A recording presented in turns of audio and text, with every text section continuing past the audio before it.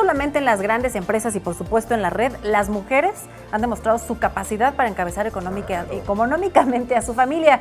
Irais Morquecho nos trae la historia de una mujer, ella es blanca, decidió hacer de la pena su fortaleza y también es un caso de éxito de una mujer capitalina. Vamos a ver su historia.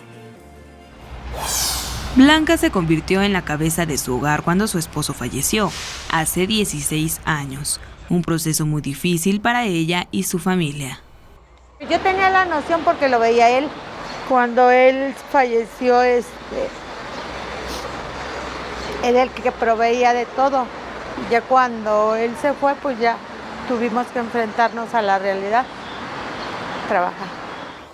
Decidió salvar el patrimonio de sus hijos, continuando con el negocio que dejó su esposo, una vulcanizadora. Nosotros se poncha una llanta, por decir, de un camión en la calle, y nosotros lo vamos a auxiliar. Vendemos gallos, renovamos. Si nos piden una llanta nueva, pues la conseguimos, la vendemos también. Ver a su familia salir adelante fue lo que le dio valor para continuar y ser una mujer emprendedora, reconocida por su trabajo, pues al no tener la misma fuerza de un hombre, se ha dado mañas para que la sepan respetar.